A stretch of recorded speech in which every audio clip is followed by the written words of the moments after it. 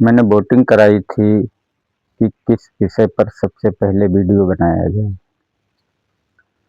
तो आप लोगों ने प्रेम का विषय चुना है।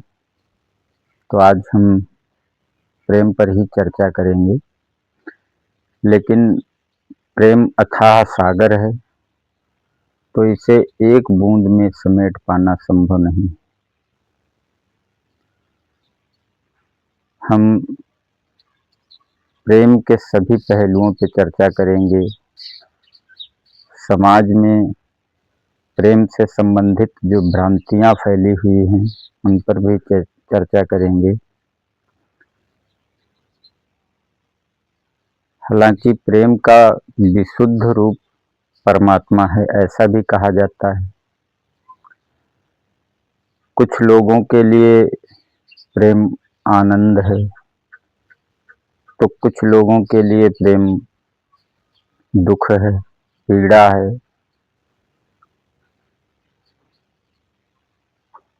कोई कहता है प्रेम इस जगत का आधार है, तो किसी के लिए प्रेम कष्ट का कारण है।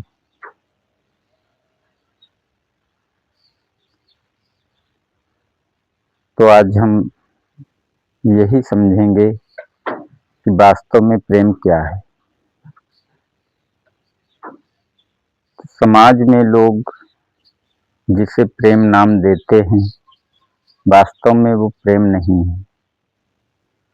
प्रेम को समझने वाले बहुत ही कम लोग हैं। प्रेम मनुष्य की सर्वोच्च चेतना की स्थिति पर प्रकट होता है। प्रेम परमात्मा का ही गुण है।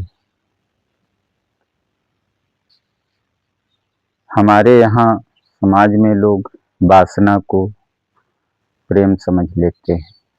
ये वासनाएं कई प्रकार की,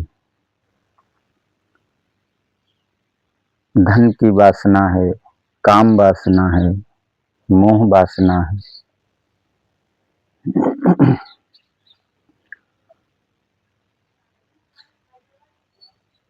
हमारे यहाँ पे जो अधिक देखने को मिलता है वो काम वासना है।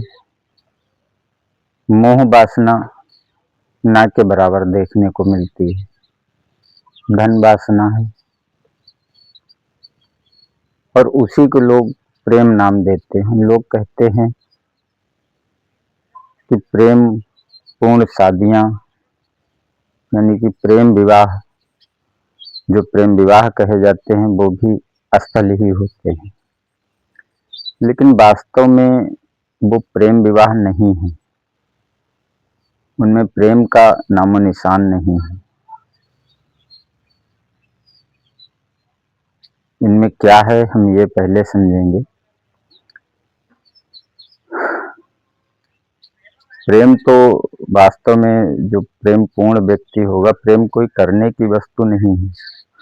प्रेम तो वो फूल है जिसकी महक चारों ओर बिखरती है।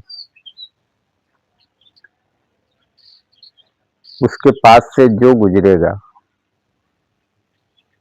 उसके नासापुट उस सुगंध से महक उठेंगे। प्रेम कोई ऐसी चीज नहीं है जो किसी व्यक्ति विशेष से बंधी हो। प्रेम तो संपूर्ण सृष्टि से होता है। लेकिन पहले हम इन वासनाओं, कामनाओं की बात करते हैं। तो समाज में जो रिश्ते होते हैं, पहले आज हम इसी पे चर्चा करेंगे। आखिर क्या है, ये रिश्ते इतने क्यों टूट रहे हैं, इतना व्यभिचार क्यों फैला है समाज में। तो इससे पहले हम भौतिक दृष्टि से समझते हैं, उसके बाद हम इसे आध्यात्मिक रूप से भी समझेंगे। पहली चीज तो है परिधान। देखिए, हम जैसा दृश्य देखते हैं उसके उसी के अनुरूप विचार हमारे मन में उठते हैं। तो हम इस समय जो कपड़े पहनते हैं उन कपड़ों से प्रेम के विचार उठना संभव नहीं लगता।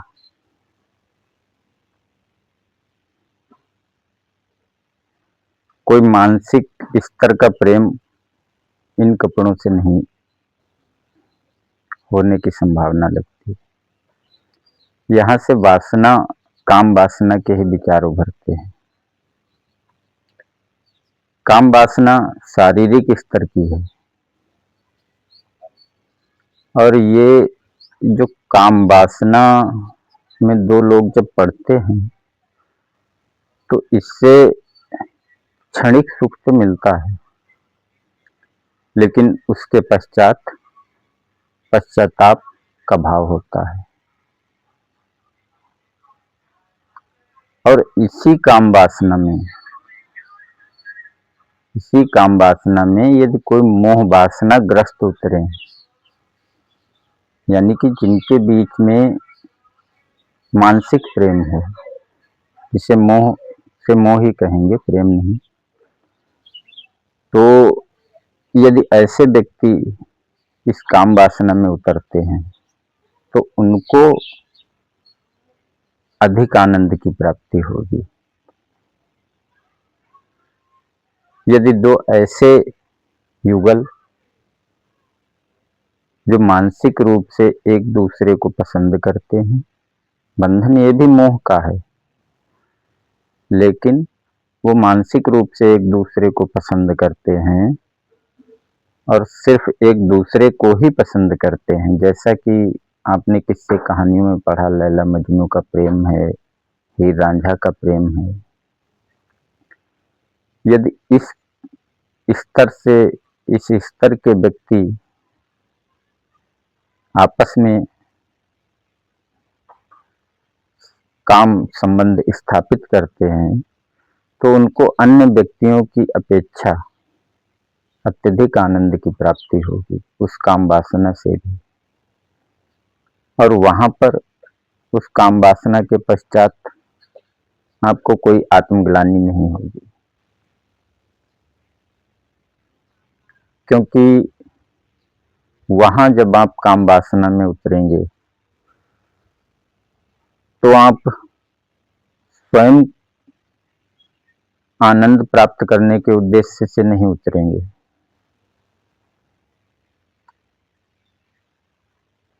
वहां पर आप दूसरे को आनंद प्रदान करने के उद्देश्य से उतरेंगे। वो समर्पण का भाव होगा दोनों के बीच, जिसके कारण दोनों को आनंद प्राप्त होगा। अन्यथा जब ये समर्पण की भावना नहीं होती है तो दोनों ही पश्चाताप के भाव से भरते हैं। ऊर्जा एक ही है, खेल एक ही है, लेकिन परिणाम अलग अलग हैं। तो यहाँ पर जो भी रिश्ते स्थापित हो रहे हैं, जो शादियां हो रही हैं, वो या तो धन को देखकर हो रही है या तो शारीरिक सुंदरता को देखकर हो रही है। तो ऐसे में कोई मानसिक प्रेम दोनों के बीच नहीं है, दोनों ही परिपक्व हैं।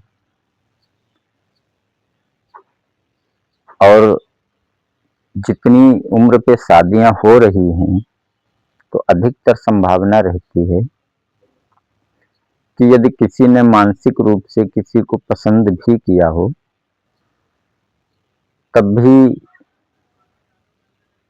वो धन के लालच में, पद प्रतिष्ठा के लालच में या सौंदर्य के लालच में उसे छोड़कर किसी और से विवाह करता है या समाज और परिवार उसे करवाता है। तो ऐसे में उनके बीच फिर मानसिक प्रेम होना संभव नहीं रहता है। इसका कारण ये है कि जब आप काम वासना में पहले उतरते हैं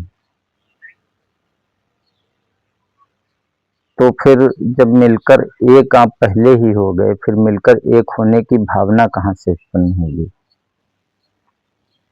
और मिलकर एक होने की भावना ही आपको मानसिक प्रेम में उतारती है। मानसिक प्रेम या मोह जो भी कहें उसे। तो वहां पे फिर प्रेम तो नहीं होता है, ये वाला मानसिक वाला। आत्मिक प्रेम तो तभी प्रकट होगा जब आपकी चेतना उस स्तर पर पहुंचेगी। तो ऐसे में व्यक्ति कर्तव्यों से, जिम्मेदारियों से बंधा हुआ जीवन व्यतीत करता रहता है, लेकिन कोई आनंद, कोई रस उसके जीवन में नहीं रहता। वो बच्चों के पालन पोषण के लिए समाज हमें बुरा ना कहे इसलिए बंधा हुआ परिवार को चलाता है।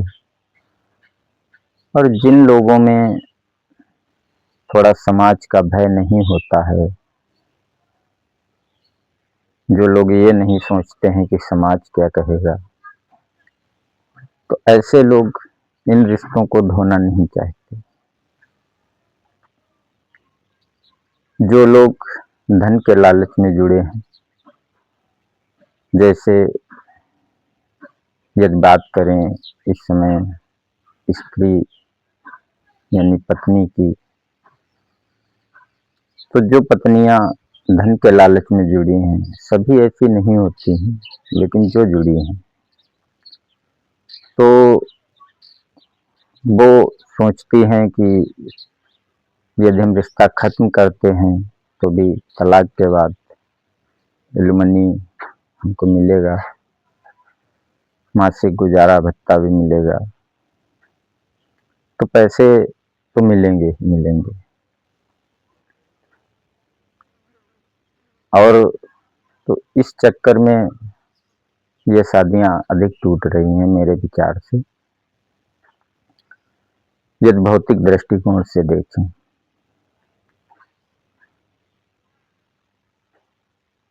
और यहीं पे यदि इन शादियों का आधार धन या भौतिक आकर्षण ना हो, इन शादियों का आधार मोह, वासना अर्थात मानसिक प्रेम है, जिसे आप सच्चे प्रेम के नाम से जानते हैं, तो ऐसी संभावनाएं कम होंगी। क्योंकि वासना के आधार पर जुड़े रिश्तों में वासना पूर्ति के पश्चात आपकी और क्या इच्छा होगी साथी से। और जहां पे आप मानसिक रूप से जुड़े हैं, आप उसके साथ रहना चाहते हैं, शारीरिक संबंधों के लिए नहीं बल्कि प्रेम के लिए। आप इसलिए रहना चाहते हैं क्योंकि आपको महसूस होता है कि आप एक हैं। तो वहां पर अगर कुछ थोड़ा बहुत विवाद भी है, कोई विचारों का मतभेद भी है, तो उसे भी आप आपसी सामंजस्य से ठीक कर लेंगे। और जहां आप सिर्फ वासना के लिए जुड़ते हैं, तो वासना पूर्ति के पश्चात जब आपको कुछ चाहिए नहीं, आपका कोई स्वार्थ नहीं है, तो आपका स्वार्थ धन है, तो सिर्फ धन की तरफ ही आप देखेंगे। आपको धन मिल रहा है तो आप उस रिश्ते को खत्म कर देंगे। अच्छा, पहले भी आप ऐसा भी तर्क कर सकते हैं कि इससे पहले थोड़ा अगर हम पहले के समाज की बात करें तो वहां पर जो शादियां होती थी, तो वहां पर भी कोई प्रेम की बात नहीं थी, फिर भी वो शादियां क्यों टिकती थी? उसका कारण ये था कि वो जो शादियां होती थी कम उम्र पे होती थी। उस वक्त व्यक्ति में वासना जागृत नहीं होती थी। जब तक वासना जागृत होती थी तब तक उनकी शादी हो चुकी होती थी पहली चीज। तो उनके संबंध कहीं और स्थापित होने के चांस बहुत कम थे। दूसरी चीज थी कि व्यक्ति में समाज का भय था कि लोग क्या कहेंगे। कानून की इतनी समझ भी नहीं थी उन बच्चियों में जो कि छोटी उम्र पे जिनकी शादी हो जाती थी। फिर रहते रहते वो जब छोटे से ही दूसरे परिवार में चली जाती थी छोटी उम्र पे, तो वो उस परिवार को अपना समझने लगती थी। उन्हें कष्ट भी बहुत दिए जाते थे बहुत से घरों में। मैं इस कष्ट का समर्थन नहीं करता हूँ,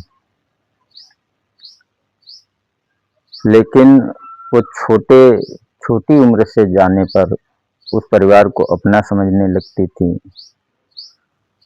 तो वो उनके अपने माता पिता, वो उनका अपना परिवार हो जाता था, तो वो उसे अपना समझकर चलाती थी।